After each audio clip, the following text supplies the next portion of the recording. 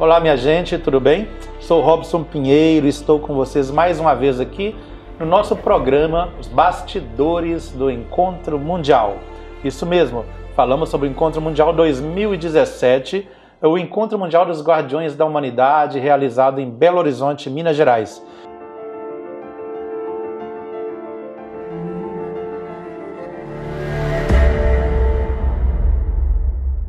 Estou aqui agora para falar com o meu editor, mais uma vez, Leonardo Moller, editor da Casa dos Espíritos. Tudo bem, Leonardo? Olá, tudo bem, Robson?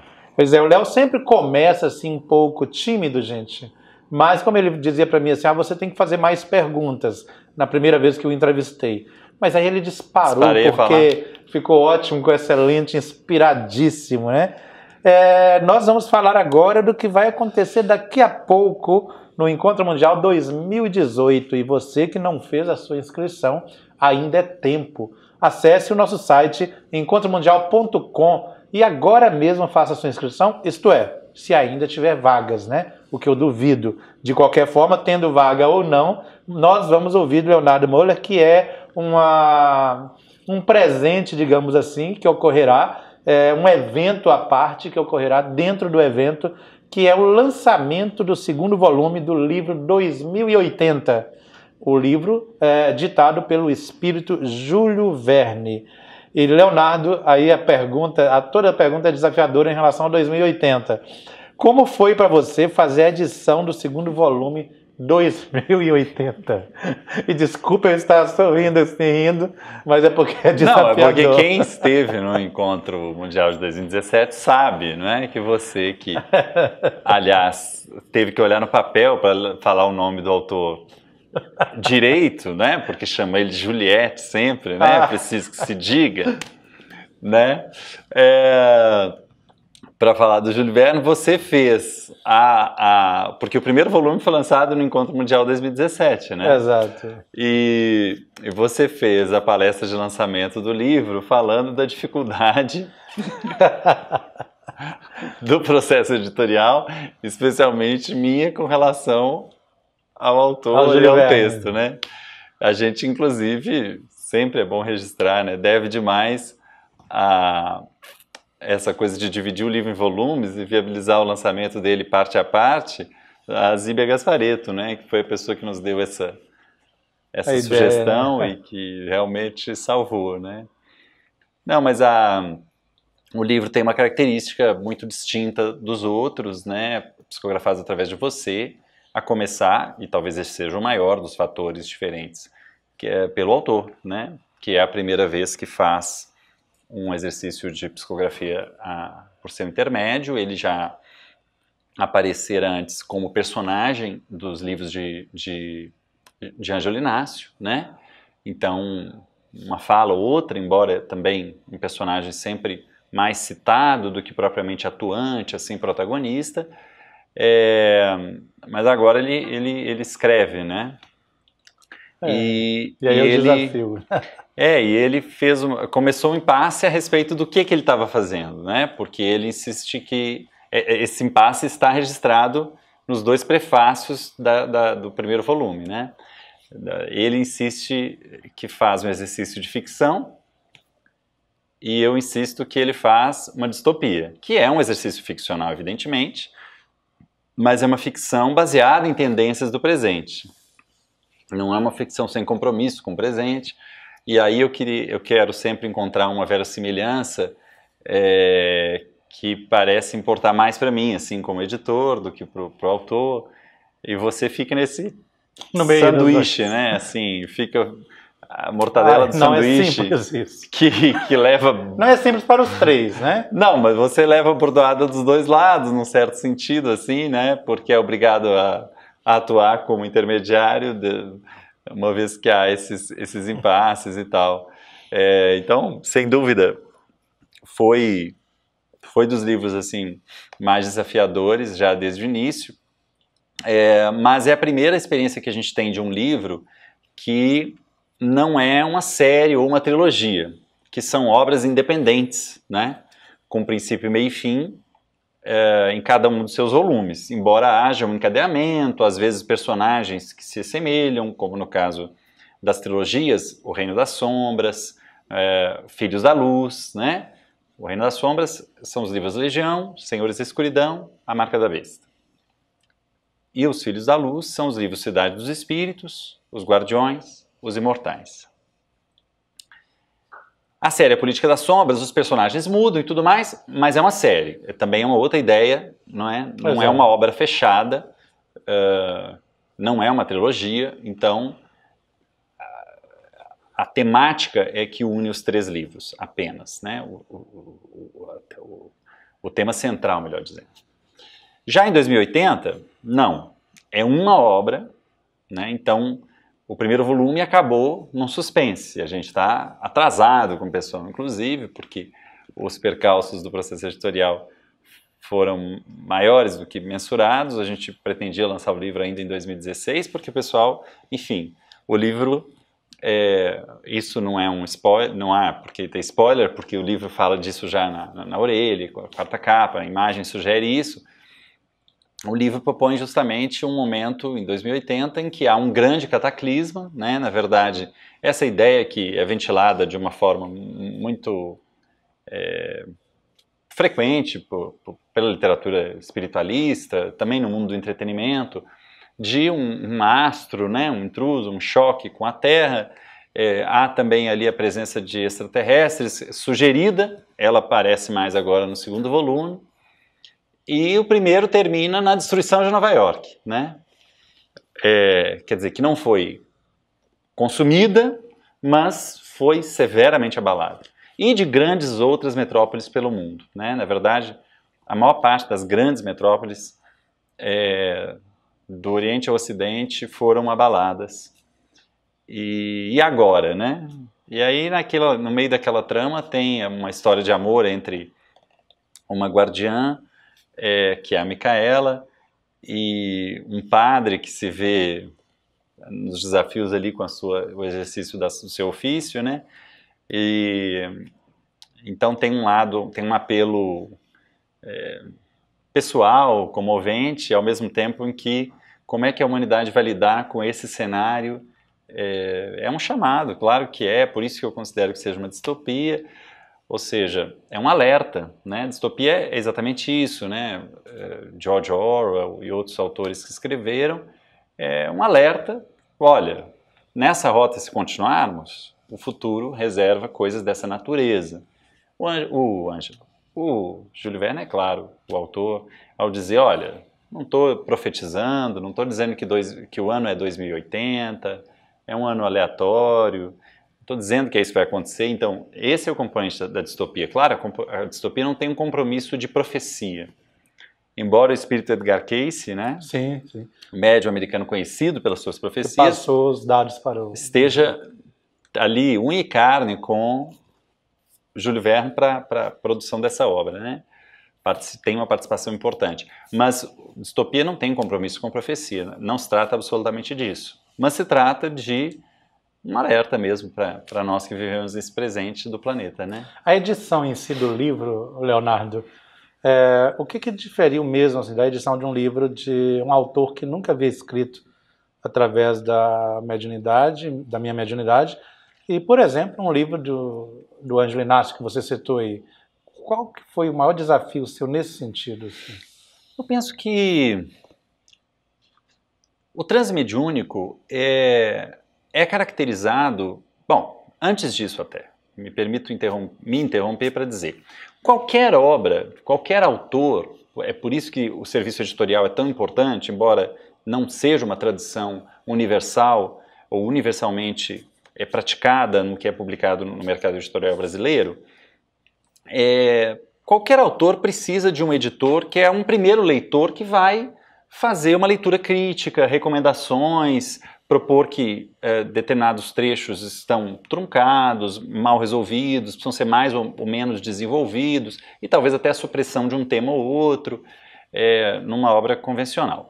Na psicografia, é muito raro que a gente assim suprima um assunto inteiro, um capítulo, uma coisa assim, mas a leitura crítica que eu faço é procurando checar a coerência, né, dos personagens, dos eventos, da cronologia, no nosso caso, pelo compromisso com as ideias de Allan Kardec, fundamentando o que ali está, quando cabe, quando é pertinente, quando o assunto diz respeito a questões da filosofia espírita, e entre outras pesquisas importantes para facilitar o interesse e o entendimento do leitor.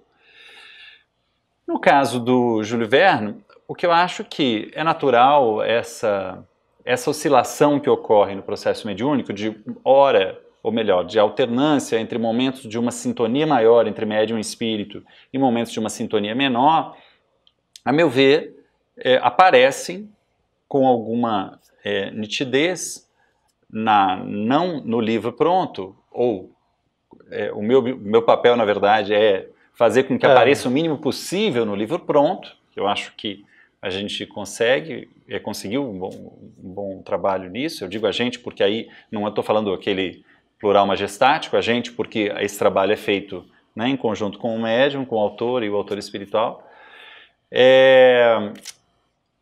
que é minorar essa oscilação e então tornar trechos apurar mais o conteúdo, um pouco truncados, mais claros, esclarecer se quer dizer isso ou aquilo, pontos que parecem um pouco ambíguos, nebulosos ou talvez inconsistentes, como eu disse, no que tange a cronologia e até a geografia, num caso como esse livro, é muito importante porque a narrativa, por exemplo, na cidade de Nova York, ele cita diversos lugares da cidade, né, para localizar o movimento dos personagens, né, onde as cenas ocorrem. Portanto, eu fico numa busca de tentar ali, com o mapa de Nova York ao lado, entender, peraí, eles estão indo para cá, ao sul, ao norte, mas será possível que eles caminharam tantos quilômetros assim? Passaram na frente das construções tais e tais, mas será que... Bom, se a gente olhar onde essas construções são hoje, esse trajeto me parece um trajeto muito insano. Por que será que eles teriam feito isso? Ou será que alguma dessas construções mudou de endereço? O que não é muito típico. Eu estou falando, por exemplo, de instituições como a Bolsa de Valores, né? As duas que estão localizadas em Nova York, a sede nas Nações Unidas. Não são prédios que mudam de endereço, a não ser que forçados por uma catástrofe, ou, por exemplo, né, no exemplo brasileiro, a capital mudou do Rio para Brasília, então aí, claro, o Palácio do Governo mudou, mas desde que o poder se instalou em Brasília, não mudou, né? E já tem o quê? 50 e poucos anos, né? Então, não são endereços que costumam mudar, assim. Então, quer dizer, entender essas coisas todas e aí é uma piada, porque é uma história de olhar detalhes que você não é a pessoa dos detalhes, né, Robson? Então, fica aquela coisa que você brinca que assim, Léo, é só você que vê isso, é só você que... Então, a dificuldade é um pouco por aí que passa, talvez, e, claro, a falta de familiaridade com o Júlio Verne, talvez, não sei se ele esperava esse tipo de... Esse elemento estranho, essa interferência alienígena na psicografia, que sou eu como editor, quer dizer, ou seja, que não bastaria apenas a psicografia, né? E aí é interessante, que eu acho muito, muito interessante, a personalidade de um espírito e do outro. A diferença, assim, imensa, estúpida, entre a personalidade do Ângelo Inácio, que gosta disso, gosta de interagir, de ser questionado, de questionar e tudo, e a do Júlio Verne, que manifesta no mesmo espírito, que detesta esse tipo de coisa, às vezes nem admite, some de uma hora para outra do cenário e você demora meses a contatar o espírito. É um temperamento próprio dele, né? Do próprio Júlio Verne, espírito, né? Mas isso é interessante quando a gente estuda a natureza dos espíritos. E que você fala assim, poxa, não é mesmo o mesmo espírito, né? É muito, muito diferente. Ô, Leonardo, e talvez você ache um componente aí interessante, porque a obra do Júlio Verne, embora esteja longe de ser um conhecedor profundo da sua obra, mas é o maior autor da literatura francesa, né? O mais traduzido, né? O maior nesse sentido de o mais traduzido no mundo, e o que mais traduções tem e tal. É uma obra que tem uma característica claro, além de ficcional, nesse sentido um pouco profético, como muita gente aponta, não deliberadamente, né, mas tem um caráter meio, se eu posso assim dizer, a gente percebe um quê de transe, um quê de algo que claramente ele captou da dimensão extrafísica e traduziu em palavras, ou de alguma forma, se ele não captou diretamente pela sua sensibilidade, foi veículo de alguma inspiração espiritual que descrevia uma realidade extrafísica. Isso é nítido na obra dele, na literatura dele como encarnado. A literatura do Ângelo não tem essa característica, né? É uma característica que tem a ver mais com a discussão, né? Ele era jornalista, como ele diz, então a própria história de vida desses espíritos tem a ver com diverge bastante, né? E não sei, acho que Ângelo conhecia muito esse processo de bastidores de produção de material escrito por participar da imprensa, né? E, enfim, tá redação de imprensa, né? De veículos de jornal e tal. Talvez isso seja um dos fatores que aponta essa diferença. Leonardo, como você vê a ponte entre o livro, o volume 1 e o livro 2, o livro 1 e 2, 2080? Porque originalmente um livro só. A Zíbia Gasparetto deu a sugestão de a gente dividir em 2, até porque ia ficar um livro muito grosso, muito grande, muito extenso, caro, né? Também. Muito extenso. E optamos então fazer de um livro, fazer 2. O livro 1 e o livro 2. Como você vê a ponte entre esses 2 livros aí? Você já pensou nisso? Não, o interessante é que, embora não tenha sido uma decisão deliberada, de início, assim planejada, quando da escrita ou da primeira leitura do livro, o ponto em que se partiu o livro foi muito interessante, porque a história vai num crescendo, tem esse evento do astro que se choca com a Terra e culmina nesse momento, quer dizer, como eu disse, várias metrópoles são acometidas por eventos catastróficos de um modo mais ou menos simultâneo, mas a narrativa se passa principalmente em Nova York. E ali encerra-se numa espécie de ápice, então, que ficou interessante porque é fácil a gente, no volume 2, mesmo para quem não leu o volume 1, é plenamente possível ler o volume 2 sem ter lido o primeiro volume. De verdade, para mim é própria surpresa, assim, não foi um planejamento comercial, assim, porque eu falei, bom, agora para vender o livro 2 precisa a pessoa ter lido o primeiro livro. Eu tentei, fiz uma leitura, fiz uns testes e é plenamente possível porque a gente faz uma retrospectiva, consegue ser muito breve, em 2 páginas ali, dizendo o que aconteceu no primeiro volume, que é essa descrição sumária que eu fiz aqui já, e a partir daquela descrição, bom, então o que vai ser? Né? Então, o livro tem na própria capa um apelo assim, de chamadas, de manchetes de jornal. Sim. E notícias, então a gente faz uma retrospectiva justamente nesse teor assim, de imprensa, de informação, de notícia, e a partir dali ele consegue ler, então vai ser interessante. Afora que, no fim, com atrasos e tudo, adiamentos, essa ideia que também, não, como eu disse, né, dissemos, não foi premeditada, no fim nós vamos lançar o primeiro volume no Encontro Mundial 2017, lançamos, e o segundo volume no Encontro Mundial 2018. Enfim, foi uma ótima. E tem tudo a ver com o trabalho dos Guardiões, aliás, porque isso interessa particularmente ao público do colegiado e do Encontro Mundial, porque o livro fala justamente da atuação dos Guardiões, quer dizer, ele não chama assim e não diz, é o colegiado, mas isso é irrelevante, né? Mas ele fala da atuação de um grupo que, por Júlio Verne, é chamado de Novos Homens, né? De um grupo que tem nitidamente uma proposta muito similar à proposta dos Guardiões, né? De envolver-se com o bem, um bem sem fronteiras, um bem também menos ligado a uma vertente religiosa e mais ligado a uma vertente de atuar no mundo para para o desenvolvimento de ideias de progresso, de ordem, né?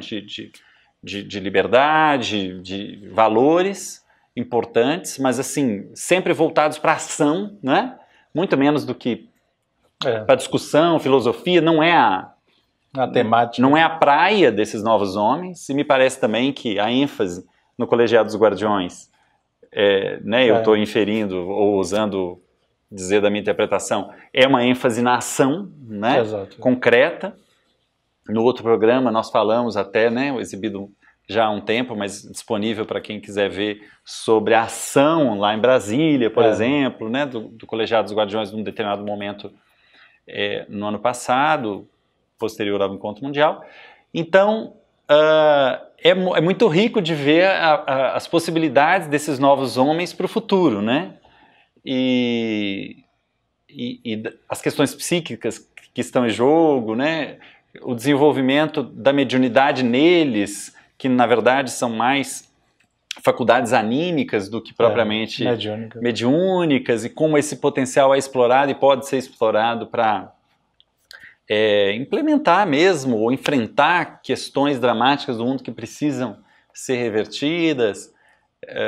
Mas o cenário é um pouco angustiante naquele 2080, é um cenário dramático que pinta Júlio Verne. Então a atuação dos novos homens é um pouco o farol, a esperança ali daquela distopia, né? Quer dizer, que é outra característica, me perdoa, Júlio Verne, de distopia, que é um cenário, ele não pinta um cenário dourado, cor-de-rosa, né? E é interessante que Júlio Verne, ele termina o livro dando, coisa que nunca aconteceu em livro nenhum psicografado através de mim, é que ele não dá um fechamento, um fim único para o livro.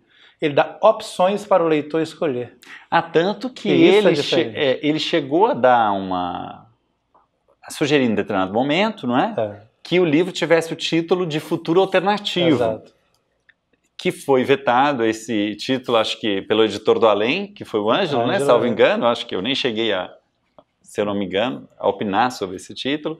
E aí esse título acabou sendo o título de capítulo do livro, exato, né? Justamente para marcar essa coisa das possibilidades que estão aí diante. Chega no momento que você acha assim, vai terminar assim, aí ele dá 3, 4 ou 5 alternativas e você escolhe o que você acha que vai ser. Pode ser isso, isto ou isto, que são as vertentes do futuro. E eu achei inteligente isso da parte dele, porque o futuro não está escrito, depende da nossa atitude hoje para definir o nosso futuro. E aí ele dá essas alternativas, que é algo para um livro mediúnico bem diferente, bem inusitado. 2080 é o livro ditado pelo espírito Júlio Verne, em parceria com Edgar Cayce, o profeta norte-americano, né?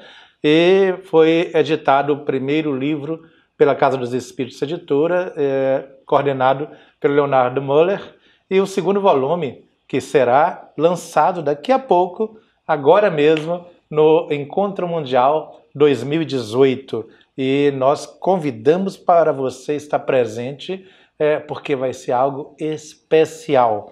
Especial mesmo. Os Espíritos estão prometendo algumas surpresas para esse Encontro 2018. Estamos antecipando, só que o lançamento oficial do livro será no Colegiado, no Encontro Mundial 2018. Se você não fez a inscrição, e se ainda tiver vaga, acesse nosso site encontromundial.com e com certeza eu estarei lá aguardando por vocês para que possamos passar por esse portal para uma dimensão da vida jamais imaginada por você.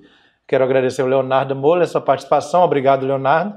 E, novamente, eu falo, esteja conosco mais vezes, porque é muito bom falar com você aqui. Principalmente eu te entrevistando, melhor ainda, né? Que é realmente bem inusitado. Né? Bom, obrigado pelo convite, obrigado a todo mundo pela atenção. Aguardamos vocês no Encontro Mundial 2018. Um grande abraço.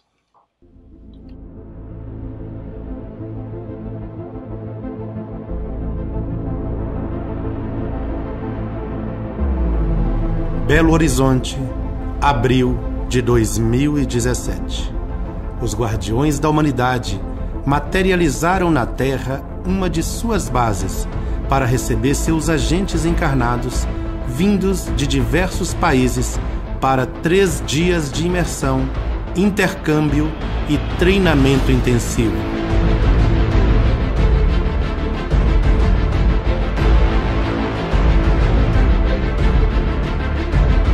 Este foi o primeiro encontro mundial de Guardiões da Humanidade, momento em que a frequência vibratória de todos os agentes foi ajustada, visando uma intensa ação nos 2 planos da vida dali em diante.